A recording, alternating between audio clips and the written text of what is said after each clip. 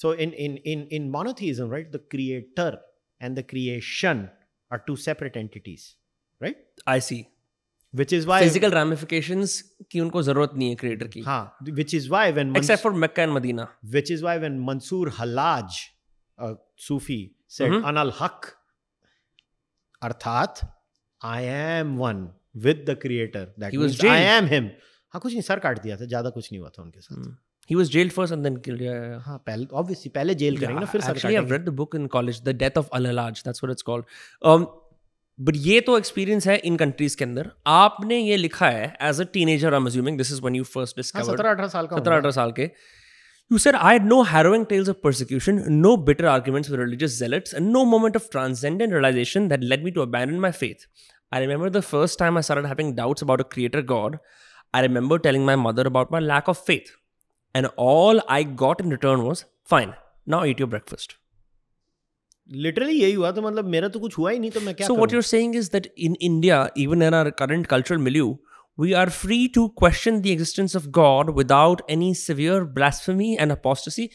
Then what do you say about ये जो God fearing और God की punishment का narrative हमारे अंदर भी seep in कर गया कि भगवान से डर, तू भगवान से डर के है, तेरे साथ बुरा होगा. Which is why I say this is the Abrahamization of Dharma. भगवान से डरने, हमारा तो भगवान हमको प्रश्न करने को, इसीलिए मैंने स्टार्ट किया था ऋग्वेद को पढ़ के.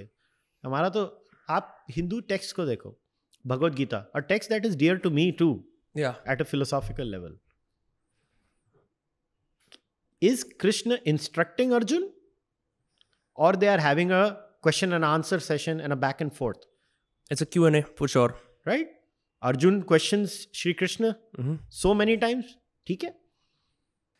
If you can't watch a full podcast, watch a clip instead. You'll be as entertained and as informed. That's my guarantee. That's why you gotta subscribe to Dostcast Clips.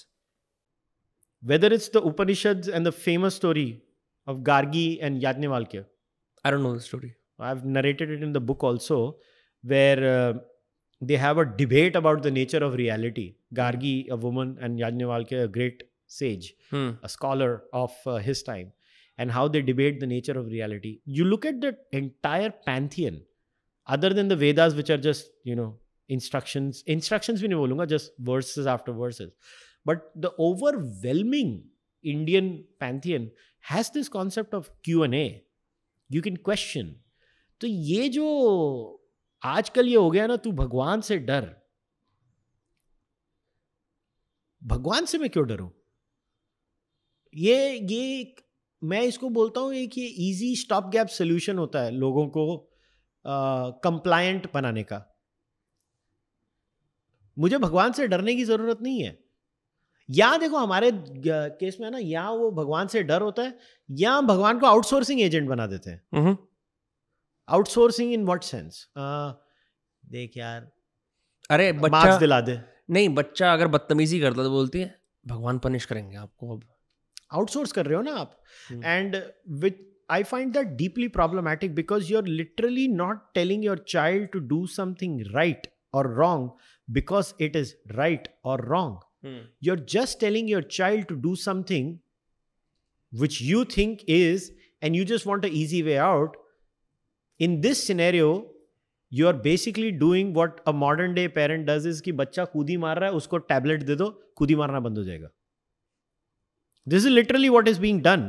You are outsourcing your parental responsibility of educating your child, teaching your child what to do, what not to do, by outsourcing it to a god or a Ishwar or whatever you want to call it, and saying ये करेगा तो खराब होगा. You don't even explain to the child ये क्यों नहीं करना चाहिए. Do you think it's because और कोई supreme idea of punishment है नहीं, तो punishment देने के लिए उनको they have to defer to God? Because if you think about the mythological stories of Hinduism also, if people supposedly do nasty acts, they are punished by gods, उनको श्राप मिलते हैं. Do you think we borrow from that and then start delivering it in our human life? There are so many beautiful stories. Vikram और बेताल में हैं stories morality से related. अमर चित्र कथा, उसमें कितनी सारी हैं. बेताल 25 ही हो गए, अमर चित्र कथा हो गई. बहुत सारी स्टोरीज हैं हिंदुइज्म में जो आपको मोरालिटी बहुत ही सुंदर तरीके से सिखाती हैं. ये छोड़ दो यार, भगवद गीता कितनी सुंदर तरीके से without the existence of punishment. Yeah, I mean punishment in what sense?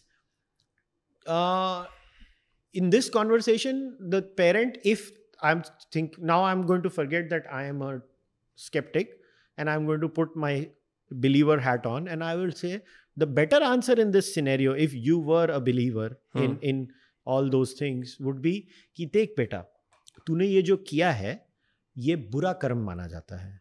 बुरा कर्म क्यों माना जाता है? क्योंकि तूने किसी जीव को हानि पहुंचाई है. जब तू किसी जीव को हानि पहुंचाता है तो तेरे बुरे कर्म होते हैं, और तेरे बुरे कर्मों का फल तुझे इस जीवन में नहीं तो अगले जीवन में अवश्य मिलेगा. तो ये ना कर. एटलीस्ट फिर भी तुमको एक एक्सप्लेनेशन तो देनी है ना कि वो बुरा कर्म कैसे हुआ. फियर ऑफ गॉड तो आ ही गया ना. फिर भी फियर ऑफ गॉड नहीं है. इसीलिए मैंने बोला non monotheistic religions are not God obsessed. Non-monotheistic religions are karma obsessed. But do you not think that that's also a problem? मैं बहन जो कर्मा के चक्कर में लगा हूँ, मेरी उसमें फट रही है कि मेरे कुछ बुरा हो सकता है अगले जन्म में, मैं कीड़ा बन जाऊंगा. हाँ, तो मैं तो दोनों में ही नहीं मानता ना. I know, but like it still doesn't solve the problem. But I'm just being kind to the other side. Yeah, no, but I see that this is a problem because either you're scared about karma. उससे पहले आप भगवान से scared थे. It's worse if you're scared of God and of karma. As a result, you do rituals which mean nothing. You're like, oh बहन जो ये इसीलिए मैं कहता हूं कि आजकल फिर भी लोग रिचुअल्स, जैसे I am not anti ritual. मेरी पूरी बुक में आपने देखा होगा मैंने किधर भी रिचुअलिज्म और इसके ऊपर कुछ नहीं, because again no, but you do mention the you talked about Charvaka and उन्होंने आपने उसकी डेफिनेशन बताई. It says, I don't know if you follow it. It says it criticizes religious rituals, sacrificial practices, and reliance on scriptural authority. Yeah. It views rituals as exploitative and argues that priests propagate them to maintain power and wealth. Yeah. I mean, I have to explain what they have been quoted as. So then even your brand of Charvaka is different from what is proposed by the... तो कौन से अद्वैतिन आज की date में आदि शंकर के जैसे जी रहे हैं? कौन सा अद्वैतिन आदि शंकर के जैसे जीता है? कौन सा अद्वैतिन सांख्य के हिसाब से जी रहा है, या वो जो बाद वाले आए हैं डुअलिज्म के हिसाब से जी रहा है? कौन सा वैष्णव प्योर वैष्णविज्म प्रैक्टिस कर रहा है, और कौन सा वैष्णविज्म प्रैक्टिस कर रहा है? वो गौड़िया वैष्णविज्म प्रैक्टिस कर रहा है कि दूसरा वाला वैष्णविज्म प्रैक्टिस कर रहा है? तो जब ये मेरे को है ना, ये भी एक आर्ग्यूमेंट बड़ी कॉमिकल सी लगती है मेरे को. तू चार्वाक के जैसे नहीं जीता है. क्यों? तो तू कौन सा जीता है बे?